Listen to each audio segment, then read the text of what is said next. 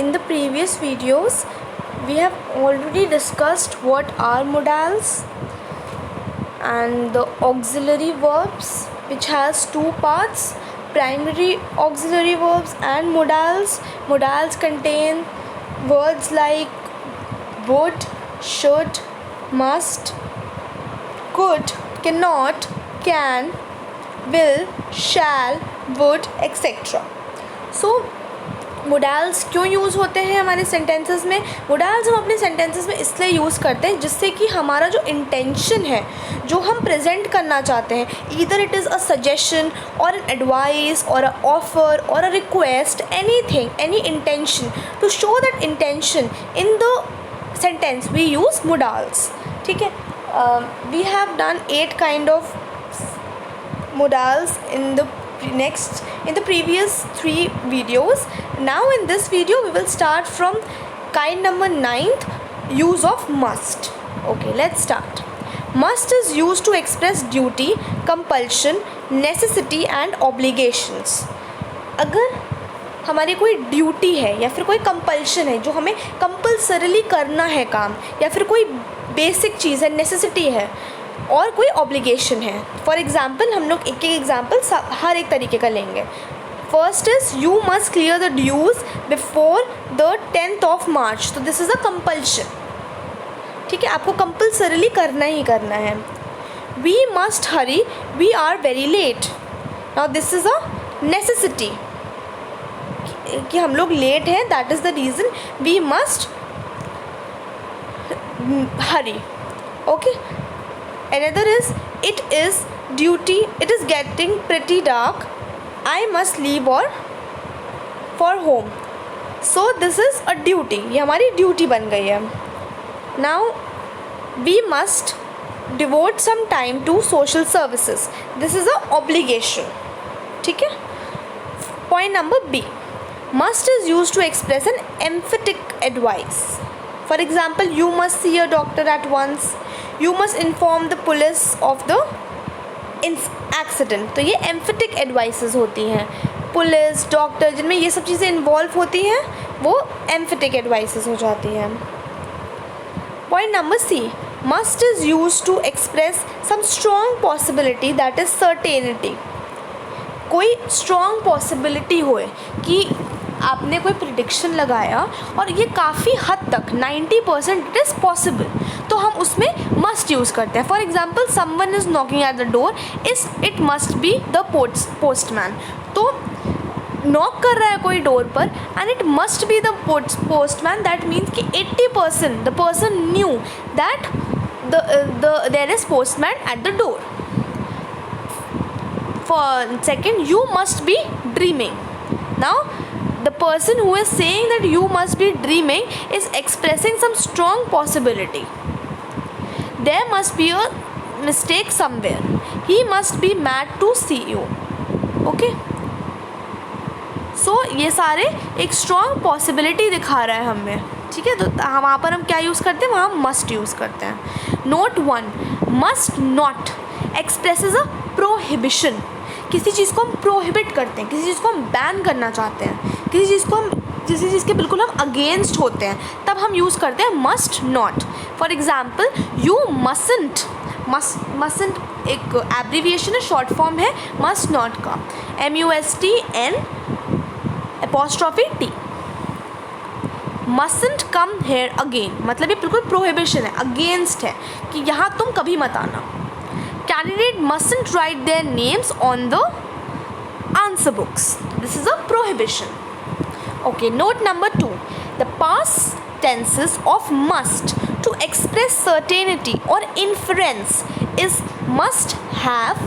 Example, Mohan must have passed.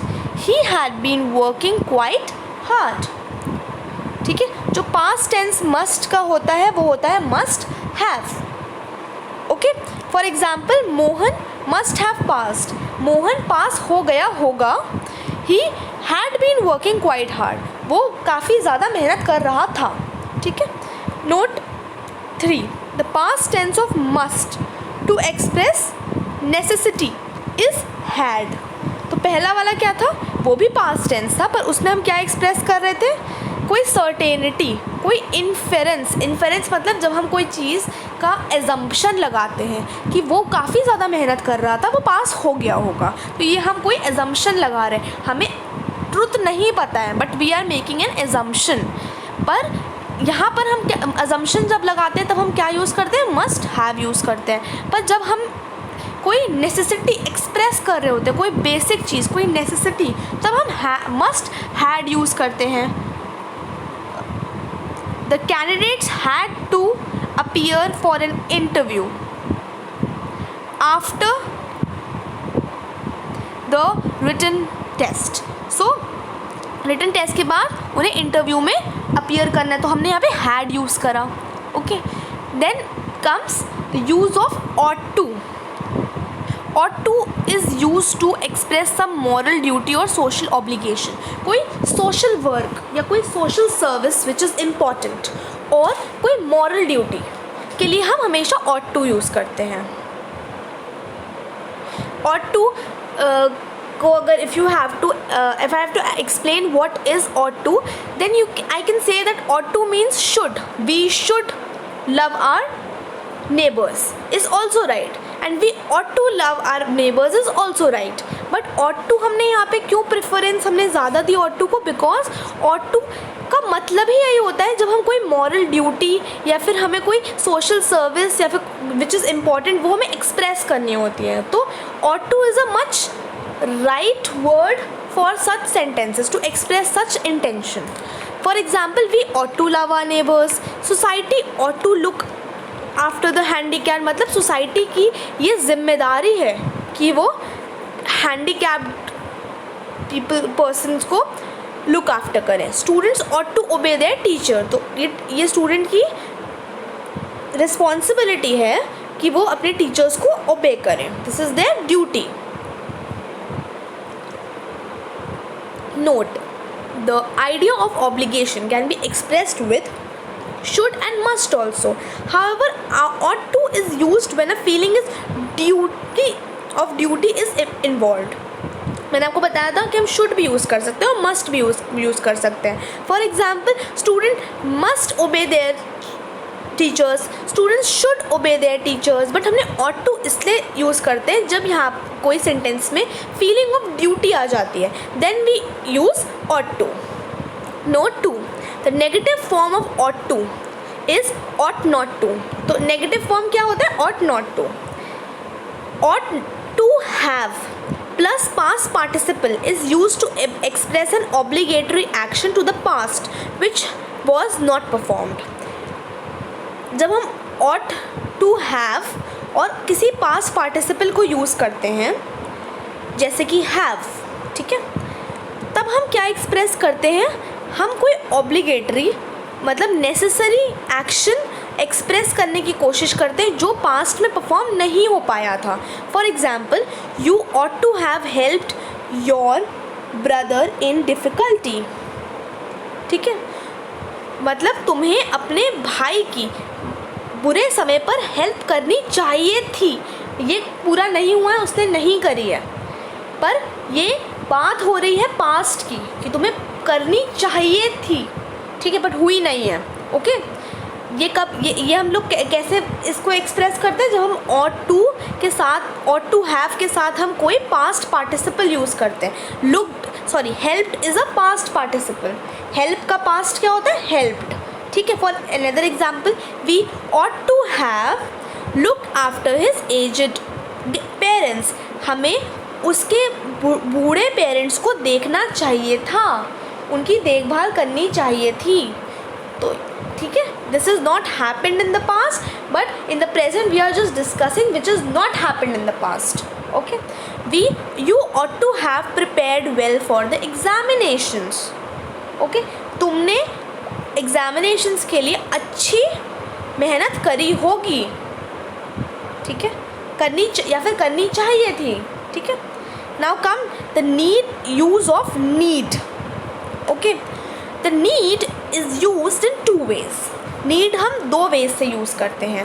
As a regular verb भी हम use कर लेते हैं, जिसमें हमें मतलब मोडाल्स की ज़रूरत नहीं है, हमें कोई इंटेंशन एक्सप्रेस नहीं करना है, बस हम एक रेगुलर वर्ब की तरह यूज़ कर सकते हैं.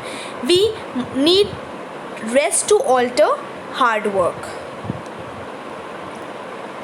तो यहाँ पे हमने कोई एज अ मोडाल यूज़ नहीं किया, हमने एक नॉर्मल रेगुलर वर्ब की तरह यूज़ कर दिया सेंटेंस में.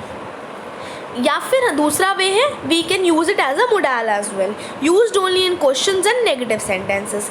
पर ऑलवेज रिमेंबर, जब हम मोडाल्स की तरीके से नीड वर्ड को यूज़ करते हैं, तब हम या तो वो सिर्फ क्वेश्चन फॉर्म में सेंटेंस होना चाहिए, या फिर वो सेंटेंस नेगेटिव फॉर्म में होना चाहिए.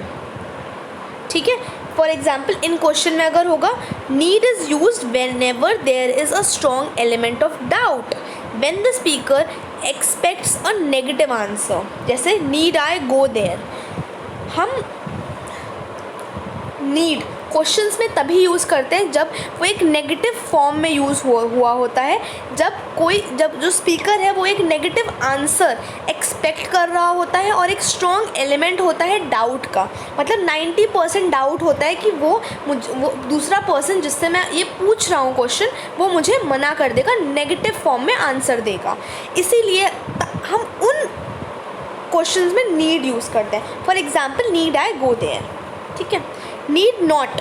अब नीड नॉट कब यूज़ होता है? Need not is a negative one, is use to express a lack of necessity और obligatory to do something. It is opposite of must. जैसे मस्ट है, मस्ट का मतलब होता है कि किसी नेसेसिटी काम को दिखाना, अपनी किसी नेसेसिटी या फिर ऑब्लिगेटरी या फिर इम्पॉर्टेंट वर्क को दिखाने के लिए, उस इंटेंशन को शो करने के लिए हम मस्ट यूज़ करते हैं. पर मस्ट का बिल्कुल नेगेटिव फॉर्म अगर हमें यूज़ करना है तो वो है need not, which is negative word of need.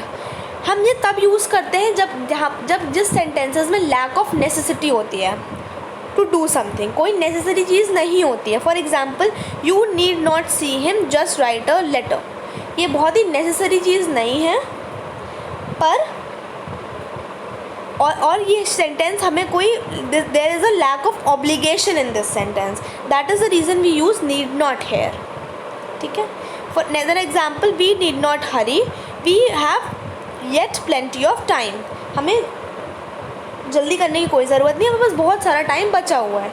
ठीक है. तो हम यहाँ पे क्या यूज़ करेंगे? Need not. फिर से एक बार बता देती हूँ, नीड क्यों यूज़ करेंगे.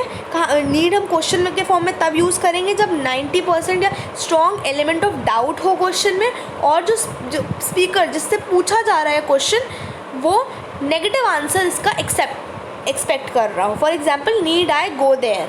सो I will ask someone, need I go there, when I am expecting a no for the answer. Okay. Note, the past of need is expressed with need have. For example, need have he taken all the trouble. We needn't have taken all the troubles, or he didn't need to take all that trouble. ठीक है. तो जब हमें negative form, जब हमें past में need को express करना होता है तो हम यूज़ करते हैं नीड हैव. ये हम पहले भी कर चुके हैं, राइट.